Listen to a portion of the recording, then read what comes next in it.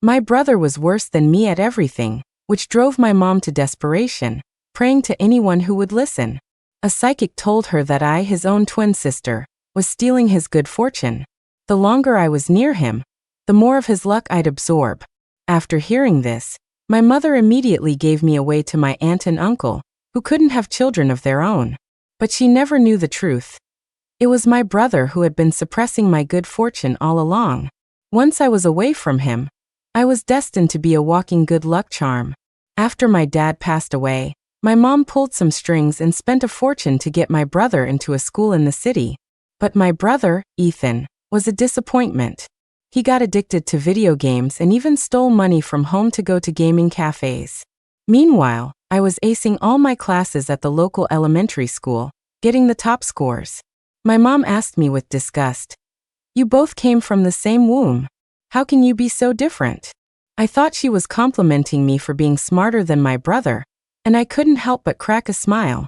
But her face suddenly twisted with anger, and she slapped me hard across the face. "What are you so smug about? Your brother did poorly on his tests, and you're gloating about it?" The blow left me stunned, my ears ringing. That's when I finally understood. I wasn't allowed to do better than my brother, or I'd get hit. I never dared to get first place again. But my brother's grades never improved. He was even shorter than the other kids his age. My mother brought in a psychic to read our fortunes. I peeked through a crack in the door and overheard the psychic telling her, "Your twins, the boy and girl, are like yin and yang, their fates are in conflict. The older one is a star of good fortune, but the younger one is a curse. The little one not only cursed her father to death, but is also stealing her brother's luck.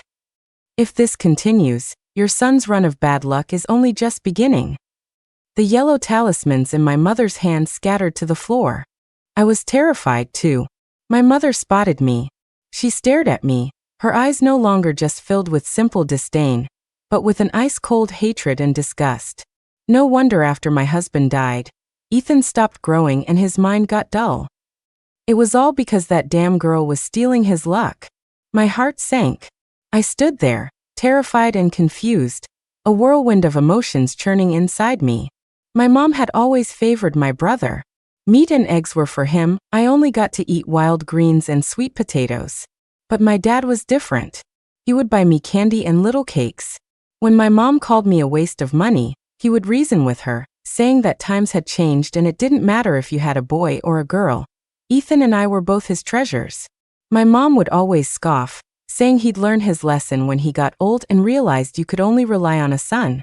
But Dad never made it to old age. A sudden battle with cancer took his life. And now, this psychic was claiming that my dad, the man who loved and protected me, had died because I cursed him. Overwhelmed with panic, guilt, and a sense of injustice, I curled up in a corner and started to cry. When my mom heard me crying, she didn't offer a single word of comfort. She just sneered. "You still have the nerve to cry?" That night, I was braced for a beating. But for the first time ever, my mom put a piece of pork rib in my bowl. My brother, who assumed all the meat was his, immediately stood up to snatch it. I shoved it into my mouth before he had the chance. After I ate, I watched my mom nervously. She didn't yell at me. The next day, she took me on an hour-long bus ride from our village to a park in the city. The park was old, with only one swing. It was always my brother who sat on it while I pushed from behind. But that day, my mom was incredibly patient. She pushed me on the swing for a long, long time, until it grew dark and the park was empty. She stood under the moonlight and said, "Rose, you wait here. I'm going to the store to buy you and your brother some snacks. I'll be right back to get you." Trying to please her, I nodded obediently. I waited all night. My mother never came back. The last bus was long gone. I didn't have a single penny on me. The late autumn night was freezing. As I huddled in the bushes, shivering uncontrollably, the truth finally hit me. My mom had abandoned me. The next morning, my Aunt Sarah pounded on my mom's door. "Carol, what is wrong with you? You took Rose to the city and left her in a park all night? Don't you know how many kidnappers are out there? Even if she wasn't taken, she's just a little kid. It's freezing out. Were you trying to let her freeze to death?" The moment the door opened, my aunt let loose. I clung to her hand, still shivering from the cold night. If she hadn't seen me hiding in the bushes on her way to work that morning, I probably would have been taken by a trafficker. My mom, Carol, was a little dazed by the yelling, but when she saw me hiding behind my aunt, she looked guilty and couldn't meet my eyes. She pulled my aunt aside and whispered something to her. After listening, my aunt exploded in disbelief. Because some fortune teller spouted a few lines of nonsense. You abandoned your own daughter? Have you lost your mind? My mom was still trying to defend herself. Sarah, if it wasn't for her, why would her father have died so suddenly? And why would Ethan suddenly stop growing and fall behind in school? It's because her fate is too strong. She cursed her dad to death and now she's suppressing Ethan's luck. Say whatever you want. From now on, Ethan is my only child. My mom shouted back, then quickly ducked back inside and bolted the door. She left me standing on the doorstep, clutching the hem of my shirt, completely lost. My aunt hammered on the door in disbelief. My mother's voice came from inside. How about this? You and Mark can't have kids, right? Just take Rose and raise her. She's not as good as our Ethan, but at least she can take care of you in your old age. What kind of horrible thing is that to say? My aunt stared at the door as if she could burn a hole through it with her eyes. But my mom wouldn't open it, no matter what. Finally, my aunt sighed and looked down at me, her voice full of resignation. Rose, let's go. You can come home with me for now. I stayed at my aunt and uncle's house for a few days. During that time, they tried to take me back to my mom several times. Each time, we were driven away with a storm of curses and insults. Then I overheard my aunt and uncle talking. My uncle Mark's heart had softened, he wanted to adopt me. My aunt Sarah complained a little. She said they didn't have much money, and what good was a little girl anyway? I wanted to run out and tell her, I'll work hard. I don't eat much. Just give me a place to stay, and I'll wash all the clothes and dishes until they're spotless. But I didn't dare go out. I was afraid they'd know I was eavesdropping. Torn and anxious, I eventually fell asleep. When I woke up the next day, my aunt was looking at me intently. She said, starting today, you're not Rose anymore. Your name is Anne. When you grow up and make something of yourself, you have to pay me back, you hear? My aunt wanted me. I nodded vigorously, terrified she would change her mind. The next day, my aunt went to my mom and got my custody papers. My mom couldn't wait to cut me out of the family, like she was getting rid of the plague. She even repeated over and over that if I ended up cursing their whole family to death, it had nothing to do with her, and they shouldn't even think about giving me back. My aunt was furious and screamed at her for a solid 10 minutes outside the registrar's office. As we left, my mom was practically celebrating, saying that now that I was gone, nothing would hold back her precious son's good fortune. But then I suddenly remembered what the psychic had said. Of the yin yang twins, the older one is the star of fortune, the younger one is the curse. What my mom didn't know was, before my dad died, as he lay weakly in his hospital bed, he told me a secret. He said he knew my mom was old-fashioned and favored boys. He was afraid she would spoil my brother rotten. So he secretly swapped my and Ethan's birth times on the records. He made Ethan the older brother, responsible for taking care of his little sister, to give him a sense of duty.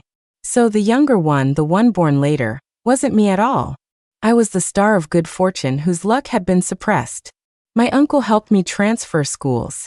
I was now in a school in the city, in the same class as Ethan.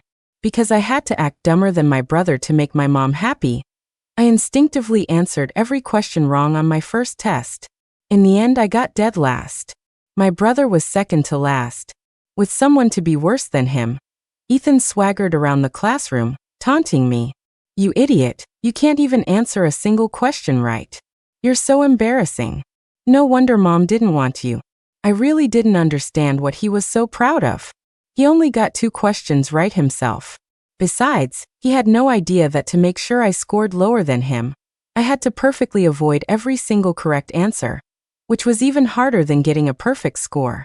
When our classmates found out I was his sister, they laughed their heads off, saying our whole family was made of idiots. When my aunt found out, she was furious.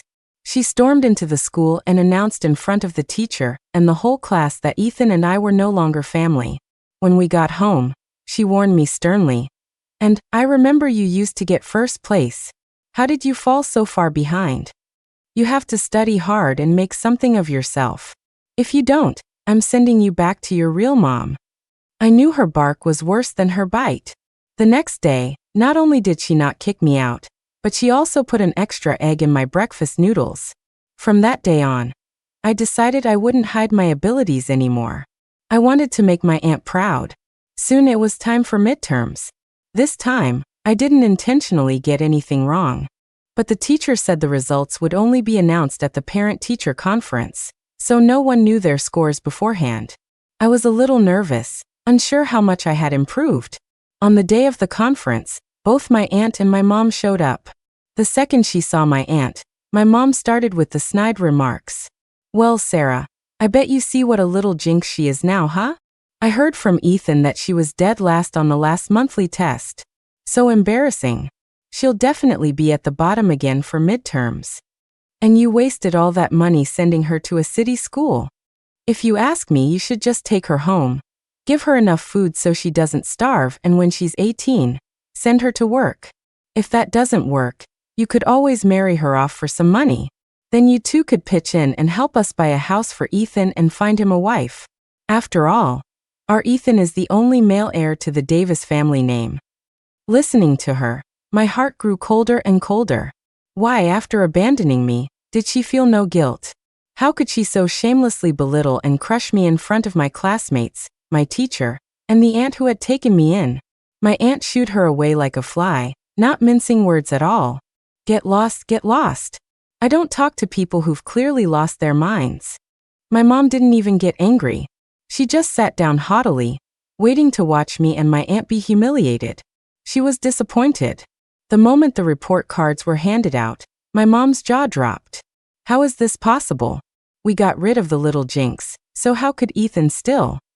My mom stared at the paper in her hands, muttering in disbelief. The report card was crystal clear.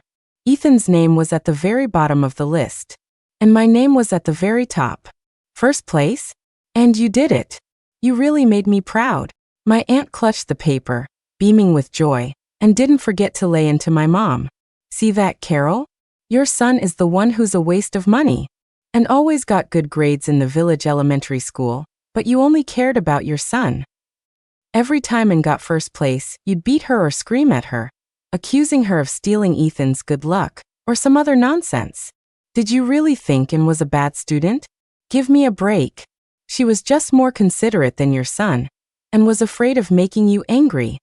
You had such a wonderful daughter, and you didn't know how to cherish her. You really must have water on the brain." As my aunt said all this, she held my hand tightly. I lowered my head, afraid she would see the tears welling up in my eyes. So she had believed in me all along. That's why she went through all the trouble to transfer my school, and did everything she could to get me an education in the city. I secretly wiped away a tear and looked up at my mom. After my aunt's long tirade, my mom's face was a mask of ugly resentment.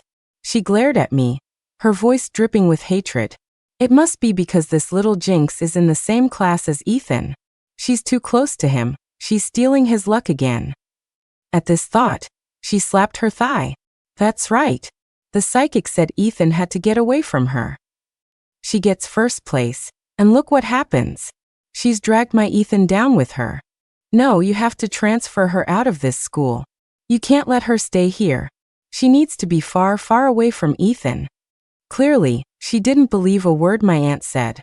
Instead, she continued to blame me for my brother's poor performance. My aunt was stunned by my mom's logic. She looked at her like she was a complete moron, speechless with anger. Seeing that my mom wasn't going to let it go, my aunt shot her a withering glare. "And is staying right here. We're not transferring her. If you don't like it, you can take your son and find a new school. We're not going anywhere." My mom kept arguing with my aunt until the conference was over. My aunt grabbed my hand and we hurried away, ignoring whatever else my mom was shouting. In her words, she was afraid we'd catch her terminal case of stupid if we stayed any longer. For a while after that, my mom kept making a scene. Finally, when she saw my aunt wouldn't budge, She ran out of options and actually transferred my brother to another school. The night she finished the paperwork, she made a special trip to my aunt's house to deliver a threat. You just wait. Ethan's at a new school now. That little jinx can't curse him anymore. From now on, she's your problem. She'll be cursing your family instead. Seeing my mom act like this made me feel both anxious and deeply ashamed. Thankfully, my aunt comforted me. What curse, what jinx? Don't listen to your mother. She's sick in the head. You can't believe a word she says. She just can't stand to see you doing well. And listen to me. Now that you're part of our family, you have to prove them wrong. You have to do better and better. However, my mom's words that night turned out to be a dark prophecy. Not long after, my aunt and uncle's family really did suffer a major upheaval. That year, the recession hit, and my uncle's company started massive layoffs. My uncle, who had worked there for nearly 20 years, managed to keep his job, but my aunt wasn't so lucky. She was laid off. Suddenly, our family had one less income and one more mouth to feed me. When my mom heard about this, she started spreading rumors everywhere that I was a walking disaster, that anyone who got close to me would have bad luck. My aunt was so furious she didn't leave the house for days. My uncle had to bring home groceries after work. But she couldn't stay home forever without earning money. Out of the blue, a friend of hers who was in business in Los Angeles showed up at our door. She wanted my aunt to go into partnership with her, to become a distributor for a new product. When the family assets were divided years ago, my grandparents gave the house and most of the savings to my dad because my uncle didn't have any children. But my dad had a good heart and behind my mom's back, gave my uncle $20,000 to help him out. My aunt was worried about risking $10,000 or $20,000 on some vague distribution business. She had always managed the family's finances, but she'd never run a business before. Plus, I still had school to think about. She was afraid if the money was lost, it would affect my future. So I took my aunt's hand. "Aunt Sarah, do you trust me?" She looked at me, confused. "Aunt," I looked her in the eye and said earnestly, "Aunt Sarah, you should go for it. I have a feeling that if you do this, you'll become a successful businesswoman and make a lot of money." My words gave her a boost of confidence. After thinking it over for 2 days, she took the money and went to Los Angeles. A month later, she came back as an official distributor and started her business. Oh, and by the way, that was the year the first personal communication networks were just taking off. The product my aunt was distributing was the first generation of personal handsets. Those personal handsets became an overnight sensation. My aunt made a huge amount of money. She would often hug me, laughing. "And you really are my good luck charm. If you hadn't given me that push, I never would have had the courage to go all the way to LA to source products and become a distributor." Her smile was so warm. The money she made was an astronomical sum back then, more than she had earned in several years combined. Our family suddenly became the talk of the town. Even the director of my uncle's factory asked him to put in a good word with my aunt to reserve a few handsets. But when my biological mother found out, she was practically green with envy.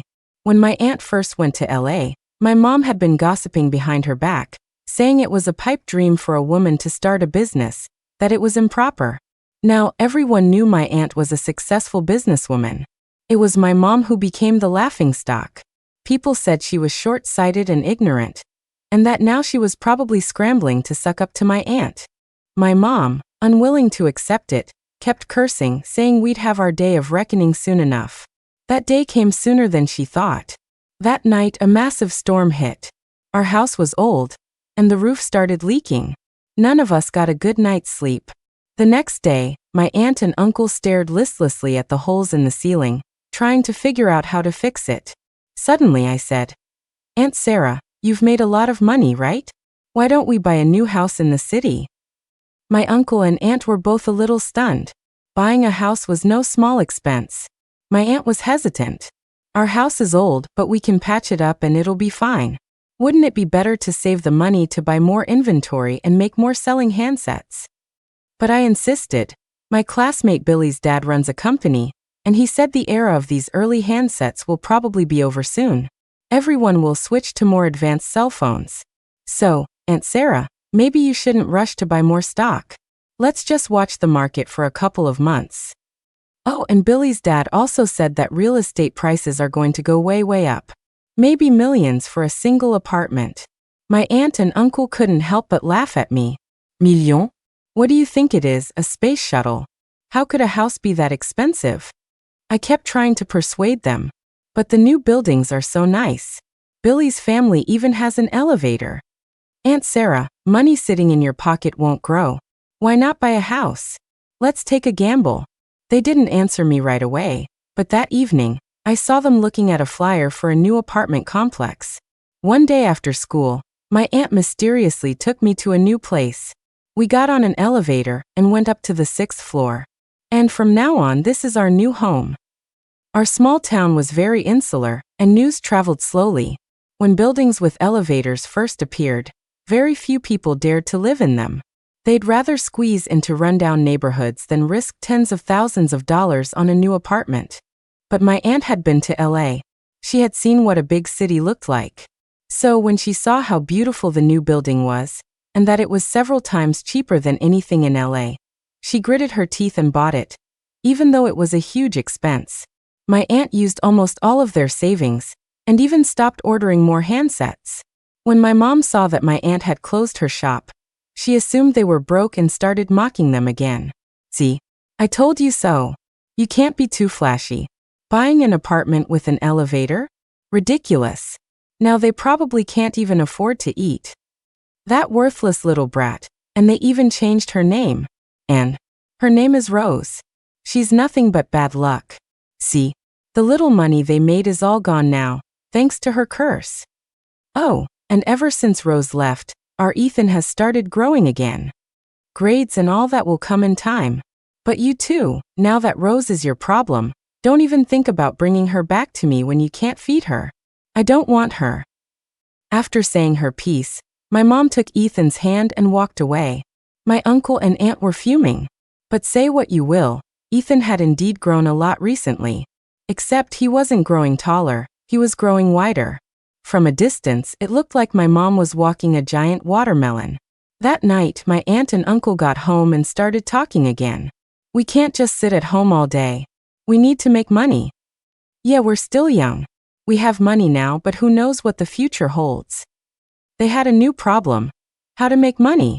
I walked over to them. Uncle Mark, Aunt Sarah, let's start selling cell phones. They're like the old handsets, but much more advanced. I heard they can even take pictures and play music. Billy's dad has one. I saw it when I was at his house. I think we could make a lot of money selling those. After their previous success, my aunt and uncle now took my suggestions very seriously. Soon, my aunt took a trip to New York City to explore becoming a distributor for a cell phone brand. When she came back, she became the first cell phone distributor in our city. In just 3 months, my aunt earned nearly $500,000. It was many times more than she had made selling the old handsets. Relatives we hadn't heard from in years started showing up out of the woodwork, bearing all sorts of gifts. One day it was some distant second cousin. The next it was a great uncle from back home. My aunt and uncle were suddenly incredibly popular, but the goal was always the same: money. My aunt sent them all packing. She was so happy she couldn't stop smiling. This is all thanks to Anne.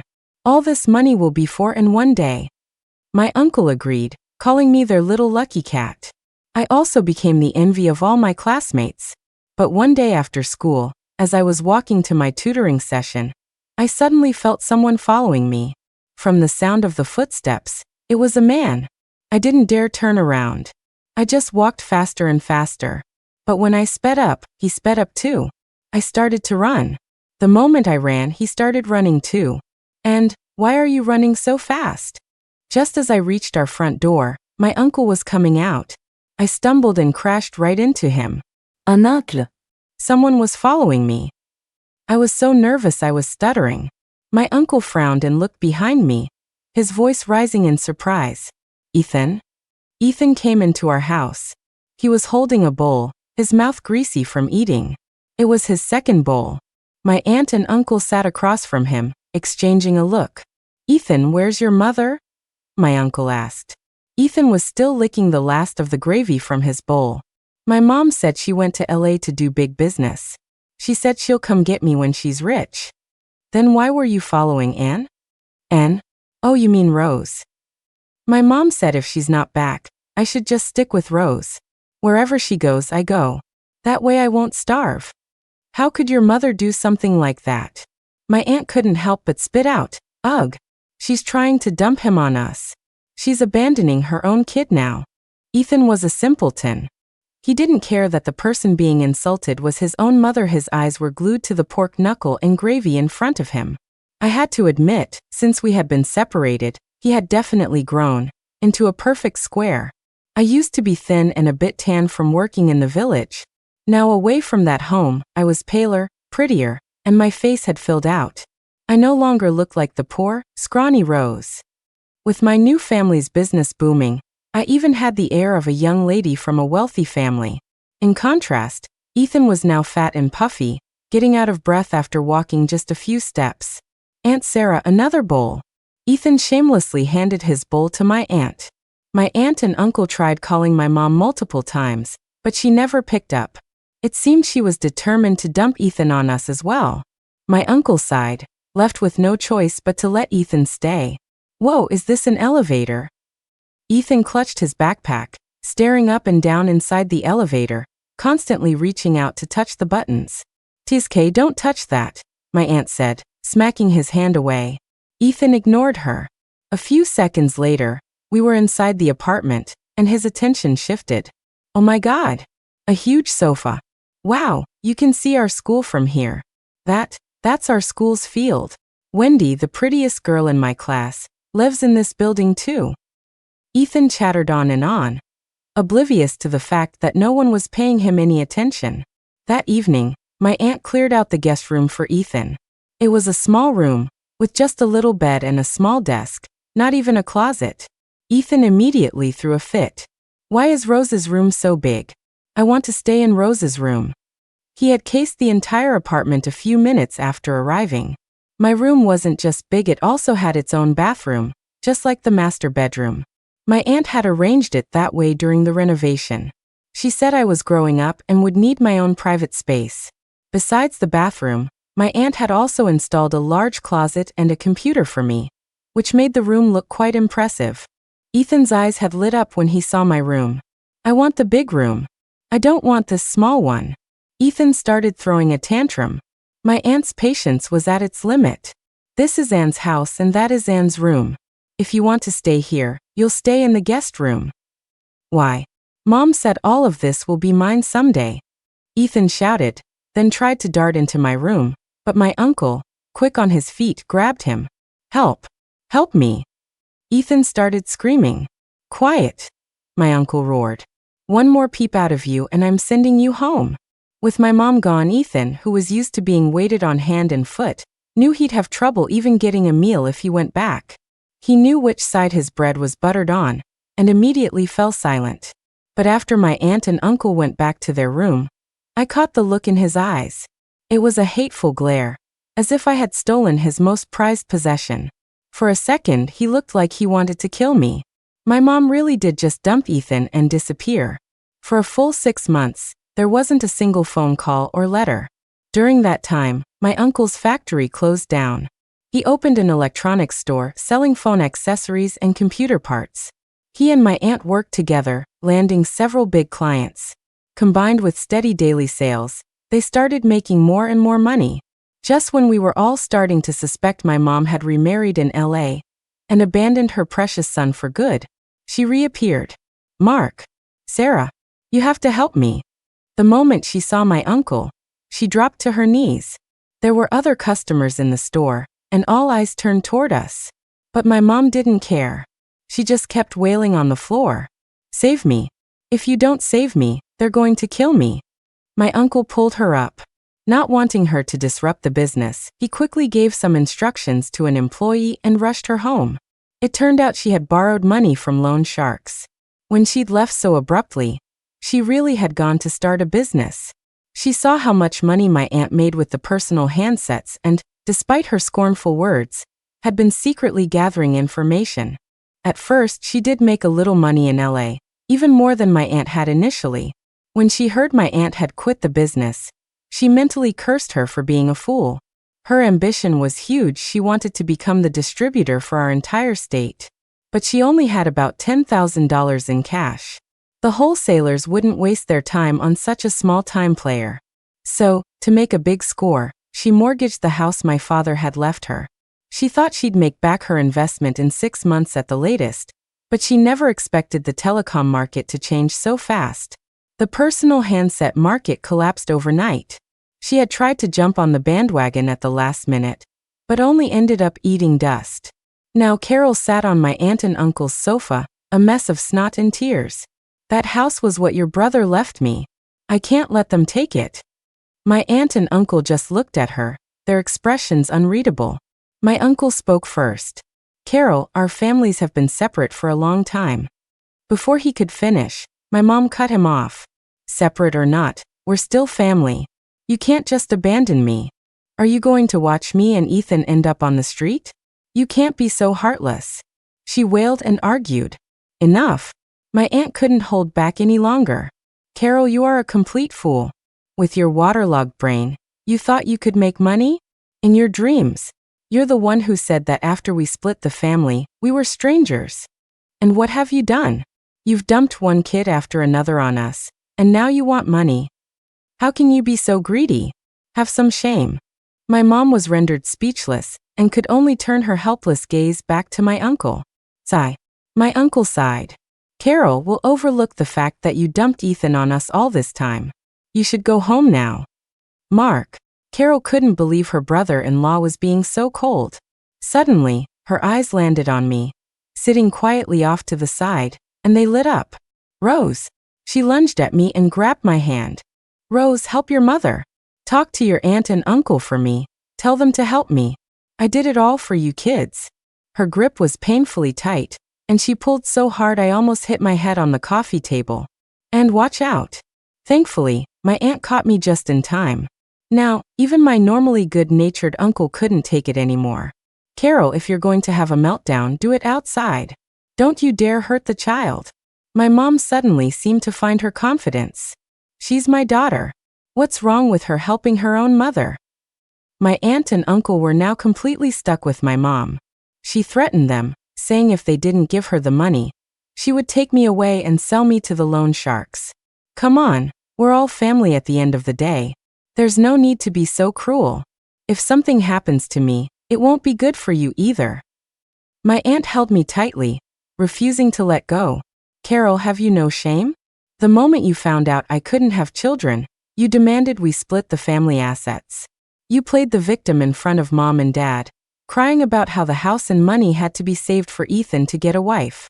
And what happened? You gambled it all away in 2 or 3 years. You said your daughter was a curse, that she stole your son's luck, so you threw her at me to raise. I felt sorry for this girl, gave her a new name, and made her part of our family. Her legal papers are with us. Now you want to take her back and sell her? I'm telling you, no way. My mom's face grew uglier and uglier, turning as dark as the stinking ditch by my grandma's house. But she wasn't the type to be swayed by a scolding. I may not have raised her for long, but I gave birth to her. Without me, she wouldn't exist. She has to take care of me. My aunt was so angry she could only sputter. You. Unable to form a sentence. She truly couldn't believe someone so shameless could exist in the world. Just then the door opened, and Ethan came home from playing. Mom. Ethan. Seeing her own son, my mom's attention immediately shifted. Ethan, Mom's here to take you home. She pulled Ethan into a tight hug, checking him from head to toe, confirming that not only had he not lost weight in the past 6 months, he'd even gotten rounder.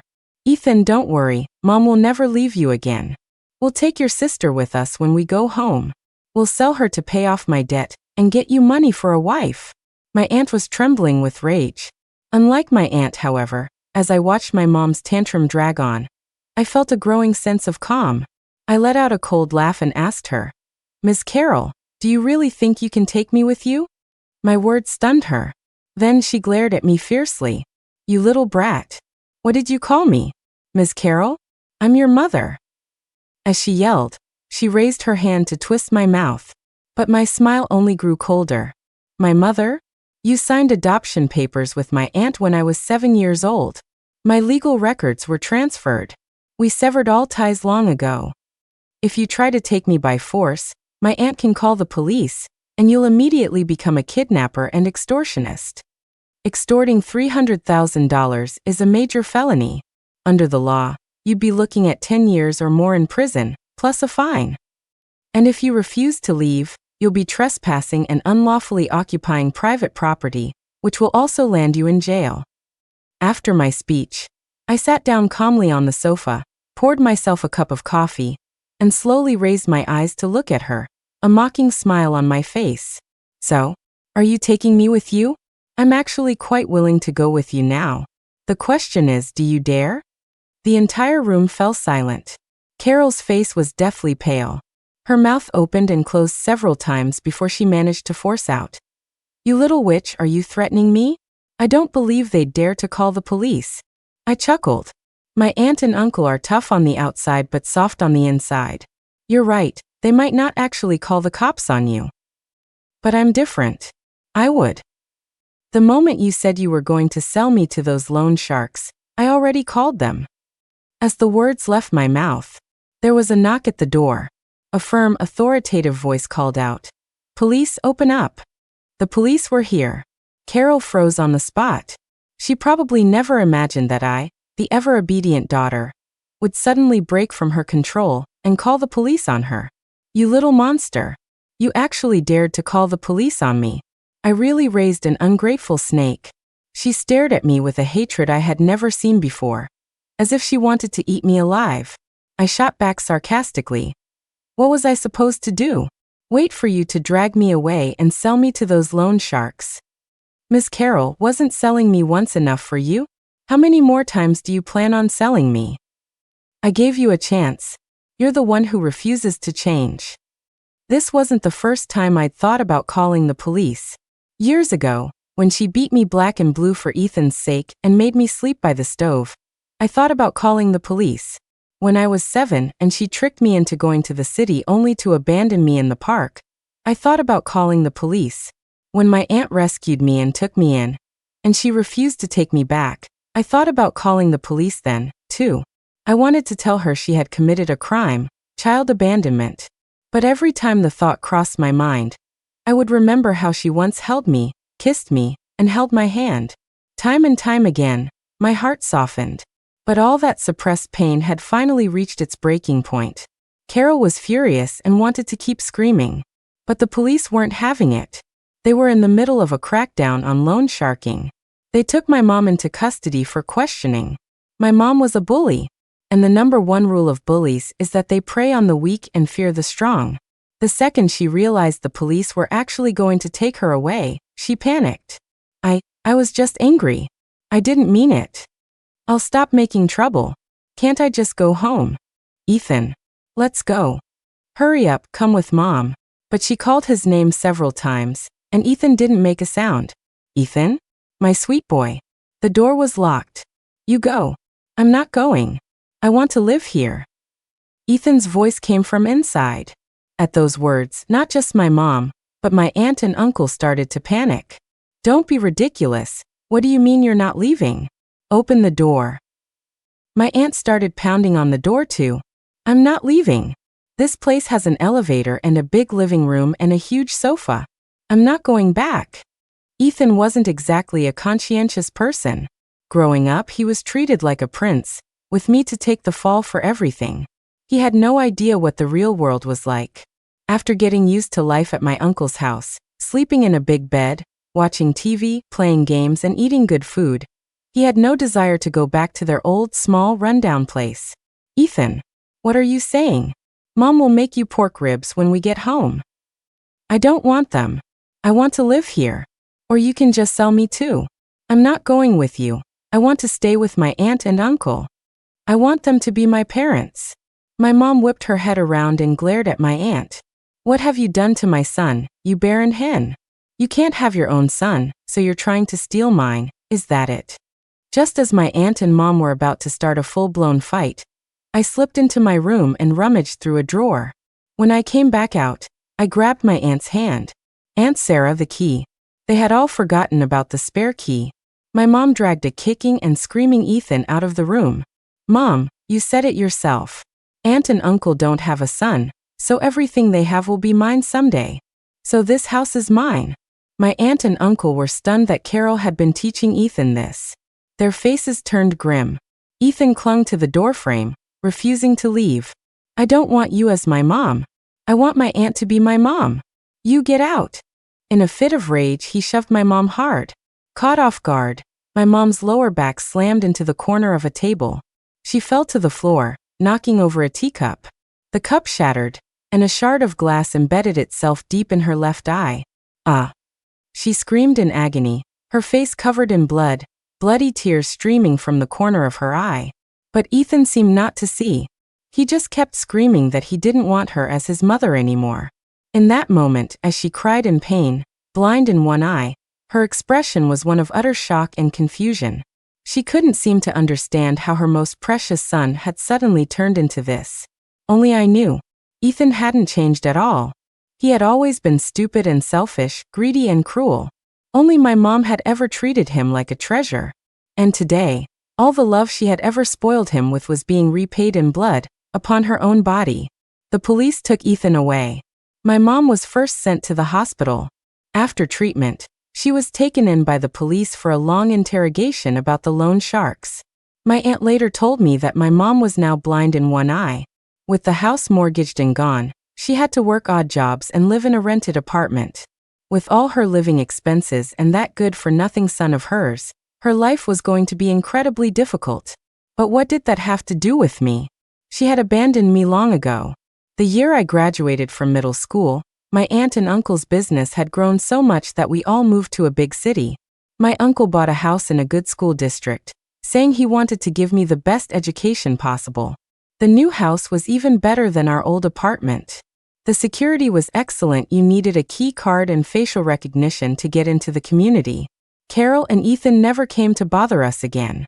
And the new house was put in my name. When I first found out, I was worried my aunt would be upset. But my uncle later told me in private that it was my aunt's idea to put my name on it. "She's my only precious daughter. Who else would I leave it to?" she said, stroking my head with a look of pure love and tenderness. My eyes welled up, and from that moment on, I changed how I addressed them. My uncle was my dad, and my aunt became my mom. At my new school, no one knew about my past. No one knew my parents weren't my biological parents, and no one knew I had a brother. My grades got better and better. After the college entrance exams, I got into a top state university to study law. Worried that my parents would be lonely, I took a 2-hour bus ride home every weekend. Eventually, they worried I was wasting too much time on travel, so they just moved again, right to the state capital where my university was. They bought a large luxury apartment and a new car. My mom actually looked younger than she had years before. My dad and mom always said that ever since I came into their lives, things had gotten better year after year. Every time they faced a major life decision, they credited me with helping them choose the right path. And really is our family's good luck charm, my mom would tell everyone. Later, when some distant relatives came to visit, they told us. Speaking of which, Ethan didn't even get into high school. He refuses to find a job and just mooches off his mom, and's birth mother, who's blind in one eye. If she does something he doesn't like, he hits her and screams at her. And that's not all. A while back, he got into a fight over a video game and stabbed a guy, rupturing his spleen. The guy's in intensive care, and his family is suing. They want to send Ethan to prison. Now Carol is completely ruined by that son of hers. Life was already hard with one eye. Now she has to run around trying to solve her deadbeat son's problems. They're demanding $300,000 in compensation. Where is she going to get that kind of money? You guys should be careful. I bet she'll come looking for you again. The relatives meant well with their warning. But after all these years, my mom and dad couldn't care less about Carol and Ethan's lives. These days, their main concern was my future. I was getting married. My fiancé was a brilliant lawyer. He was a college classmate, and we shared the same values and a deep mutual attraction. My parents were busy with all the wedding plans, the banquet, the guest list. They had no time to worry about irrelevant people. But who would have guessed that on my wedding day, my biological mother would show up again? Somehow, she found out the location of my wedding. But she didn't have an invitation, so the security guard wouldn't let her in. If I hadn't gone outside to meet a friend, I never would have run into her. I already told you, my daughter is getting married today. Why won't you let me in? Carol was wearing a hat, and with her one blind eye, she looked pathetic and ragged. But she was acting as shameless and dramatic as ever. She was shouting at the entrance, drawing a crowd. The security guard rolled his eyes, and was about to escort her away. Yeah, right. I've seen your type before. You see a rich family and want to crash the party for a free meal. Dream on. She resorted to her old tricks, throwing a tantrum. Who are you to be so arrogant, you stupid guard? Rose is my daughter. If you don't believe me, call her out here and ask her. The guard pointed at the names on our wedding poster and looked at her like she was an idiot. Ma'am, if you're going to crash a party, at least get your facts straight. What Rose? The bride's name is Anne. What, can't you read? Just as Carol was about to throw herself on the ground and start wailing, I walked over. Hello, I can handle this, I said to the guard with a smile. I led Carol to the side. Oh Rose, you look so fancy now. Carol's eyes turned greedy as she took in my outfit. Since the wedding was in the evening, I was just wearing a simple dress suit, but on my wrist was a gold bracelet from my mother-in-law. See? If I hadn't sent you to your aunt's house back then, you never would have been lucky enough to live this kind of life. Hearing her shameless words, I finally had to cut her off. Excuse me, I need to correct you. You didn't send me to my aunt. You abandoned me. My aunt found me and saved me. She's the reason I didn't freeze to death or get kidnapped and killed. In other words, you're the person who abandoned me, the person who almost got me killed. Hearing me say it so bluntly, Carol's face flushed with embarrassment. Oh come on, you see? It was the right thing to do to separate you from your brother. You. What do you want? I cut her off impatiently, not wanting to hear her rewrite history. Well, can I borrow some money? Carol wrung her hands. Your brother is not very sensible. He got into a fight and accidentally hurt someone. Now they're demanding compensation and want to send him to prison. You know I don't have much money. Don't worry, as long as you can keep your brother out of jail, I'll make sure he gets a job and earns money. You know your brother is a good luck charm. If he just applies himself, he's bound to make a fortune. I'll have him pay you back double. After all, you're still blood relatives. Hearing her say this now, all I could feel was how ridiculous it was.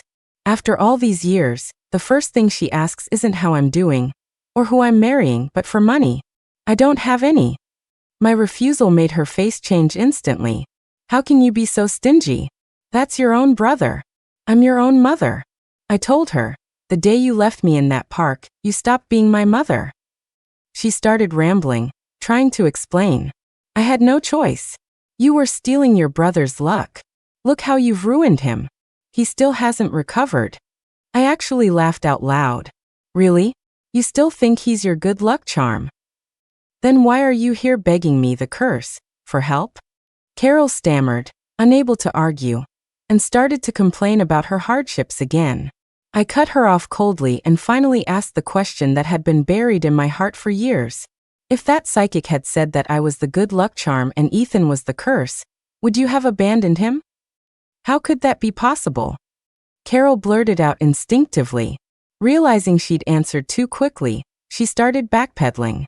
The psychic said the one born later was the curse. You were the one born later, so Mom had to choose your brother. It was fate, Rose. I had no choice. I suddenly started to laugh. What if I told you that Dad switched our birth orders on the records? Dad knew you favored boys over girls. He was afraid you'd spoil Ethan, so he deliberately said Ethan was the older brother. He wanted him to look after me, to protect me, to develop a sense of responsibility as a man. But the truth is, Ethan was the one born later.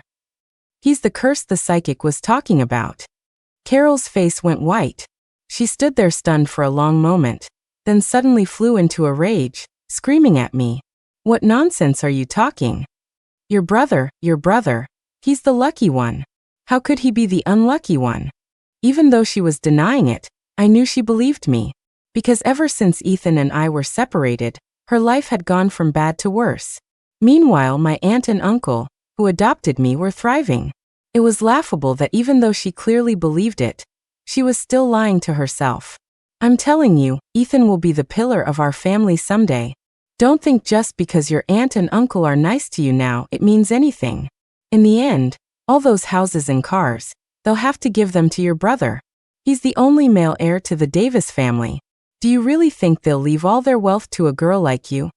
Seeing Carol's delusions getting bigger and bigger, I decided to extinguish her last flicker of hope. I laughed mockingly. It seems you haven't heard.